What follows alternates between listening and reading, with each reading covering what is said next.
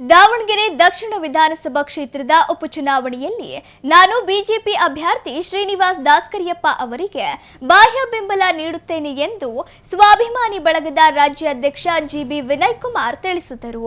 ಸುದ್ದಿಗೋಷ್ಠಿಯಲ್ಲಿ ಮಾತನಾಡಿದ ಅವರು, ಏಪ್ರಿಲ್ 3ರಿಂದ 4 ದಿನಗಳ ಕಾಲ ಶಿರಮಗೊಂಡನಹಳ್ಳಿ, ಹದಡಿ, ಕೈದಾಳೆ, ಬಟ್ಟಲಕಟ್ಟೆ, ನಾಗನೂರು ಸೇರಿದಂತೆ ಹಲವು ಗ್ರಾಮಗಳಲ್ಲಿ ಬಿಜೆಪಿ ಅಭ್ಯರ್ಥಿಯ ಪರವಾಗಿ ಪಾದಯಾತ್ರೆ ನಡೆಸಿ ಅವರಿಗೆ ಮತ ನೀಡುವಂತೆ ಮತದಾರರಲ್ಲಿ ಮನವಿ ಮಾಡುತ್ತೇನೆ ಎಂದರು.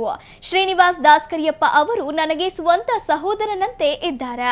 ಅವರ ಗೆಲುವಿಗೆ ಸಂಪೂರ್ಣವಾಗಿ ಕೈಜೋಡಿಸಿ ಅವರ ಗೆಲುವಿಗೆ ಶ್ರಮಿಸುತ್ತೇನೆ. ಉಪಚುನಾವಣೆಯ ಫಲಿತಾಂಶದ ನಂತರ ನಾನು ಬಿಜೆಪಿಗೆ ಯಾವಾಗ ಸೇರ್ಪಡೆಯಾಗುವುದು ಎಂಬುದನ್ನು ನಿರ್ಧರಿಸುತ್ತೇನೆ ಎಂದರು.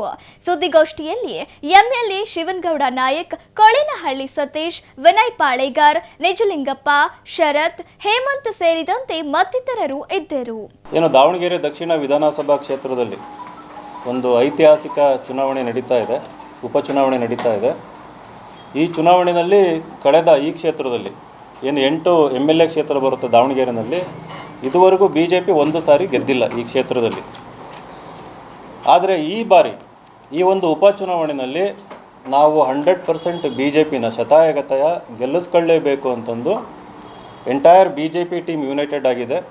ಸ್ಟೇಟ್ ಲೀಡರ್ಶಿಪ್ಪು, ಸೆಂಟ್ರಲ್ ಲೀಡರ್ಶಿಪ್ ಕೂಡ ಇಲ್ಲಿ ಭಾಳ ಆಸಕ್ತಿ ತೋರಿಸಿ ಹೋರಾಟ ಮಾಡ್ತಾ ಇದ್ದಾರೆ. ಅವರಿಗೆ ಬೆಂಬಲಕ್ಕೆ ನಮ್ಮ ಸ್ವಾಭಿಮಾನಿ ಬಳಗದಿಂದ ನಾನು ಕೂಡ ಬಿಜೆಪಿನ ಸೇರ್ತಾ ಇದ್ದೀನಿ. ಕೆಲವೇ ದಿನಗಳಲ್ಲಿ ಈಗ ಆಲ್ರೆಡಿ ಮಾನಸಿಕವಾಗಿ ಬಿಜೆಪಿ ಒಳಗೆ ಬಂದ್ಬಿಟ್ಟಿದ್ದೀನಿ. ಈ ಒಂದು ಚುನಾವಣೆಯಲ್ಲಿ ನಮ್ಮ ಅಭ್ಯರ್ಥಿಯಾದ ಶ್ರೀನಿವಾಸ್ ದಾಸ್ಕರಿಯಪ್ಪ ಅವ್ರನ್ನ ಗೆಲ್ಲಿಸ್ಕೋಬೇಕು ಅನ್ನೋದಾದರೆ ನಾವು ಒಂದು ಸಾಂಘಿಕ ಹೋರಾಟ ಮಾಡಬೇಕಾಗ್ತದೆ. ವಿಶೇಷವಾಗಿ ಗ್ರಾಮೀಣ ಭಾಗದಲ್ಲಿ ಏನು ಒಂದು ಕುಂದುಕೊರತೆಗಳಿದ್ದಾವೆ, ಇದುವರೆಗೂ ಕೂಡ ಅಲ್ಲೇನೋ ಒಂದು ಅಭಿವೃದ್ಧಿ ರೀಚ್ ಆಗಿಲ್ಲ. ಅದನ್ನು ಜನಗಳಿಗೆ ಮನವರಿಕೆ ಮಾಡಿ ಇಲ್ಲಿವರೆಗೆ ಅವ್ರಿಗೆ ಆದಂಥ ಅನ್ಯಾಯಗಳನ್ನು ಮನವರಿಕೆ ಮಾಡಬೇಕು ಅಂತಂದು ನಾನು 4 ದಿನ ಈ ಕ್ಷೇತ್ರದಲ್ಲಿ ಪಾದಯಾತ್ರೆ ಹಮ್ಮಿಕೋಬೇಕಂತ ಇದ್ದೀನಿ. 3ನೇ ತಾರೀಕು ಶಿರಮಗೊಂಡನಹಳ್ಳಿಯಿಂದ ಶುರುವಾಗಿ ಗ್ರಾಮೀಣ ಭಾಗಗಳ ಜೊತೆಗೆ ಈ ನಗರ ಭಾಗ ಏನಿದೆ ಅಲ್ಲೂ ಕೂಡ ಒಂದು ದಿನ ಪಾದಯಾತ್ರೆ ಇರ್ತದೆ. ನಾನು ಹಳ್ಳಿ ಲಿಸ್ಟ್ಗಳನ್ನೆಲ್ಲ ಹಾಕಿದ್ದೀನಿ. ಏಪ್ರಿಲ್ 3ನೇ ತಾರೀಕಿಂದ ಇದು ಸಂಪೂರ್ಣ ಪಾದಯಾತ್ರೆ ಇರುತ್ತೆ. ಅಂದರೆ ನಾವು ಕಾರ್ ಹತ್ತೋದು ಇಳಿಯೋದು ಹಂಗಿರಲ್ಲ. ಶಿರಮಗೊಂಡನಹಳ್ಳಿಯಿಂದ ಪಾದಯಾತ್ರೆ ಶುರು ಮಾಡಿದರೆ ಪ್ರತಿ ಹಳ್ಳಿಗೂ ಪಾದಯಾತ್ರೆ ಮೂಲಕ ಹೋಗ್ತೀವಿ. ನಿಮಗೆ ನೆನಪಿದ್ದರೆ ಲೋಕಸಭಾ ಚುನಾವಣೆಯಲ್ಲೂ ಕೂಡ 8 MLA ಕ್ಷೇತ್ರ ಪಾದಯಾತ್ರೆ ಮಾಡಿದ್ದೆ. ಆ ಒಂದು ಅನುಭವ ಇರೋದರಿಂದ ಈ ಒಂದು ಕ್ಷೇತ್ರದಲ್ಲಿ ಹಳ್ಳಿಗೆ ಹೋಗಿ ಯಾಕೆ ಈ ಚುನಾವಣೆ ಬಹಳ ಮುಖ್ಯ ದಾವಣಗೆರೆ ಕ್ಷೇತ್ರಕ್ಕೆ, ದಾವಣಗೆರೆ ಜನತೆಗೆ, ಹಾಗೆಯೇ ರಾಜ್ಯಕ್ಕೂ ಕೂಡ ಯಾಕೆ ಈ ಕ್ಷೇತ್ರದಲ್ಲಿ ಬಿಜೆಪಿ ಗೆಲ್ಲಬೇಕು ಅನ್ನೋ ಒಂದು ಸಂದೇಶನ ನಾವೇ ಖುದ್ದಾಗಿ ಹಳ್ಳಿಗೆ ಹೋಗಿ ಪ್ರತಿಯೊಂದು ಗಲ್ಲಿಗೆ ಹೋಗಿ ನಾವು ಮುಟ್ಟಿಸ್ತೀವಿ. ಯಾಕೆ ಗೆಲ್ಲಬೇಕು ಬಿಜೆಪಿ? ಮೊದಲನೇದು, ಆಗಲೇ ಸತೀಶ್ ಅಣ್ಣವ್ರು ಹೇಳಿದ್ರು, ಒಂದು ಶ್ರೀಮಂತರು ವರ್ಸಸ್ ಬಡವರನ್ನೋ ಒಂದು ಕಾನ್ಸೆಪ್ಟ್ ಇದ್ದೇ ಇದೆ. ಒಂದು ಕುಟುಂಬಕ್ಕೆ ಎಷ್ಟಂತ ಅಧಿಕಾರ ಕೊಡಬೇಕು? ಒಂದೇ ಒಂದು ಕುಟುಂಬದಲ್ಲಿ ಆಲ್ರೆಡಿ ಸಾಕಷ್ಟು ಅಧಿಕಾರನ ಅನುಭವಿಸಿದ್ದಾರೆ ಹಲವಾರು ದಶಕಗಳಿಂದ. ಈಗಲೂ ಕೂಡ ಅಲ್ಲಿ ಮಿನಿಸ್ಟ್ರ್ ಇದ್ದಾರೆ, MP ಇದ್ದಾರೆ. ಸಂಪ್ರದಾಯದ ಹೆಸರಲ್ಲಿ ಆ ಮನೆಯಲ್ಲಿ ಮರಣ ಆಗಿದೆ, ಹಾಗಾಗಿ ನಾವು ಅವರಿಗೆ ಟಿಕೆಟ್ ಕೊಡ್ತೀವಿ ಅನ್ನೋ ಒಂದು ಸಂಪ್ರದಾಯದ ಹೆಸರಿನಲ್ಲಿ ರಾಜ್ಯದ ಜನತೆಗೆ, ಅದರಲ್ಲೂ ವಿಶೇಷವಾಗಿ ಅಹಿಂದ ಜನತೆಗೆ ಒಂದು ಮಸಿ ಬಳಿಯುವಂಥ ಕೆಲಸ ನಡೀತಾ ಇದೆ. ಈಗ ಆ ಅಭ್ಯರ್ಥಿ, ಕಾಂಗ್ರೆಸ್ ಅಭ್ಯರ್ಥಿ ನಾಳೆ ಗೆದ್ದರು ಅಂತಂದರೆ ಆಮೇಲೆ ಹೇಳ್ತಾರೆ ಹೊಸ ಸಂಪ್ರದಾಯ. ಈಗ ಹಾಲಿ MLA ಇದ್ದಾರೆ, ಹಾಗಾಗಿ ಆ ಸಂಪ್ರದಾಯದ ಪ್ರಕಾರ ನಾವು ಅವರಿಗೆ ಟಿಕೆಟ್ ಕೊಡಬೇಕು ಅಂತಂದು ನಾಳೆ ಯಾರಾದರೂ ಆ ಕ್ಷೇತ್ರದಲ್ಲಿ ಮೈನಾರಿಟಿ ಇರ್ಬೋದು, ಅಹಿಂದ ಇರ್ಬೋದು, ಟಿಕೆಟ್ ಕೇಳಿದಾಗ ಒಂದು ಹೊಸ ಸಬೂಬು ಹೇಳಿ ಪರ್ಮನೆಂಟಾಗಿ ಆ ಕ್ಷೇತ್ರನ ಅವರ ಕುಟುಂಬದಲ್ಲಿ ಇಟ್ಕೊಳ್ಳುವಂಥ ಒಂದು ದೊಡ್ಡ ಹುನ್ನಾರ ನಡೆದಿತ್ತು.